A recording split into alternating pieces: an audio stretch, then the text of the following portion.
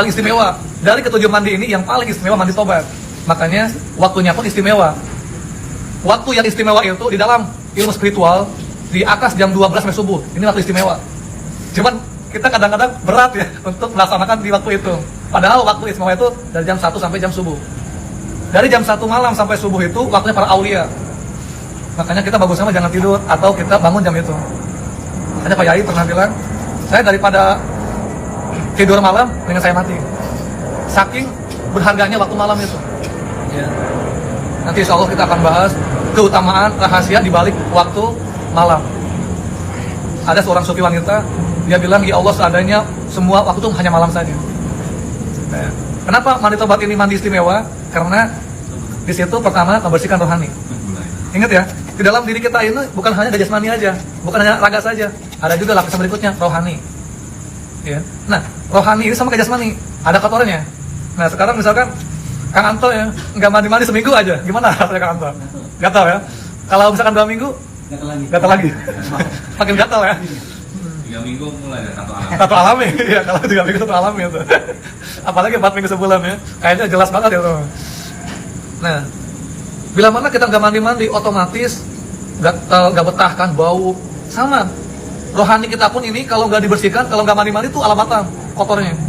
Karena di dalam hati juga ada debunya, ada sampahnya, ada kotoran-kotorannya, sama dengan jasad, gitu ya. Kalau jasad kita kan kotorannya, misalkan ada keremnya, ada korengnya, ada bisulnya, jerawatnya, itu berarti kotoran jasmani, dakinya. Nah kalau di rohani kayak gimana? Kabur kotorannya, kotorannya itu debunya itu iri, dengki, sombong, gitu kan, takabur, apalagi. Merasa paling hebat, merasa paling mulia, kerasnya hati, gitu kan. Terus sifat-sifat keburukan dalam hati itu namanya debu hati, sampahnya hati. Nah itu dibersihkan terus. Dosa, maksiat itu semuanya nempel terus. Itu dibersihkan dengan mandi tobat. Makanya kenapa harus tiap malam 41 hari? Harusnya mah tiap malam terus. Itu mah hanya untuk pokoknya. Karena kita aja nggak mandi-mandi setiap hari, baunya minta ampun, apalagi rohani lebih bau lagi. Jadi wajar. Kenapa sekarang kita itu malas ibadah, berat untuk beramalia, sedekah itu berat, ya. Apa namanya? Sholat beratnya minta ampun karena tadi hati kita berkarat gitu. Hati kita bertahun-tahun berkarat nggak pernah dibersihkan. Kita bertahun-tahun nggak mandi kayak orang gila itu berkarat gitu kan. Udah ini aja gimbal rambutnya. Sama dengan hati. Maka kita bersihkan dengan mandi tobat. Itu pertama rahasianya ya. Karena membersihkan rohani. Nanti kalau rohani kita itu udah jernih, udah sering dibersihkan, itu nanti kita bisa menyaksikan keajaiban-keajaiban hukum ilahiyah gitu. Kayak begini. Ini kan kita bening kan, ini air bening tuh. Ini kelihatan Kang Pendi tuh, tembus kan? Karena bening. Coba air got, kelihatan ya. Padahal ini asli ganteng Kang Pendi kan, ganteng putih kan, kayak Habib. Tapi kalau misalkan ininya airnya air got, kelihatan jelek aja kelihatannya gitu. Kelihatan cemberut. Iya. Nah, jadi sama. Kalau hati rohani kita itu bersih atau apa namanya sering dibersihkan, nanti kita bisa menyaksikan keajaiban Allah, menyaksikan rahasia-rahasia Allah itu dengan kebeningan hati. Kenapa sekarang kita nggak bisa melihat keajaiban Allah? Karena tertutup dengan kotoran-kotoran itu. Paham ya? Cermin yang kotor susah kita untuk melihat, tapi yang bersih kita bisa melihat pantulan wajah kita. Seperti itu. Nah, yang kedua, mandi tobat itu rahasianya adalah kita akan dicintai oleh Allah Subhanahu wa taala. Kata Allah, "Innallaha yuhibbut tawwabina wa yuhibbul mutatahhirin." Sesungguhnya Allah mencintai orang-orang yang bertobat dan orang-orang yang selalu mensucikan diri. Artinya, kalau kita semakin dicintai oleh Allah, maka kita akan dibenci oleh setan. Sebaliknya, kalau kita dicintai oleh setan, berarti kita akan diberkahi oleh Allah. Gitu. Tinggal milih, kita pengen dicintai oleh Allah atau pengen dicintai oleh setan. Gitu. Makanya ada waliullah, ada wali setan. Ada dikasih Allah, dikasih setan. Gitu. Nah, seperti itu. Kita akan semakin dicintai oleh Allah. Artinya kalau kita dicintai oleh Allah, kita akan dijamin, akan dijaga, akan benar-benar diperhatikan oleh Allah Subhanahu wa taala. Gitu. Itu yang kedua. Yang ketiga, orang yang sering bertobat itu seperti orang yang baru lahir seperti bayi, lucu gitu, imut. Jadi kesenang aja liatnya gitu kan, kayak lihat Kang Anton lucu imut gitu, pengennya gemes gitu kan. Ini itu liatnya gemes ya, lucu. Atau ya, kita manis itu. Yang keempat nih ya, selanjutnya orang yang sering bertobat itu rahasianya, kalau dia udah sempurna taubatnya 41 malam atau sering bertobat, dia itu akan semakin bertambah tampannya, kelihatan cantiknya, dia akan lebih kelihatan auranya gitu. Ini bukan aura kasih ya. Makanya ini Masya Allah ini wajah-wajah yang tampan semua karena udah rutin mandi tobat. Artinya walaupun kita mutlak gitu, tetapi kelihatannya tampan aja. Gitu. Jadi kayak kopi aja kan, kopi itu kalau hitam tapinya orang seneng kan, kayak gitu. Semua orang lihat kopi itu seneng gitu. Walaupun pelawak dia itu mana apa hitam tapi seneng gitu kan, seperti itu. Itu kayak Kato itu, walaupun hitam tapi orang seneng dengan Kato itu, Masya Allah. Dalam diri beliau itu nggak ada sifat kesombongan, nggak ada. Apa yang sombongkan gitu. Nah, selanjutnya, kenapa kita itu mandi tobat? Yang paling utama nih ya, dari semua ini, kalau kita sering tobat, kita tidak akan mudah kena gangguan sihir dan santet. Nah, itu rahasia utamanya. Makanya kalau kita sering kena gangguan setan, gangguan jin, rutinkan mandi tobat.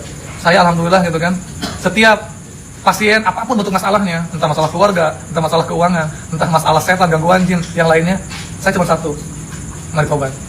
Sama dikit fondasi, udah selesai. Karena kenapa?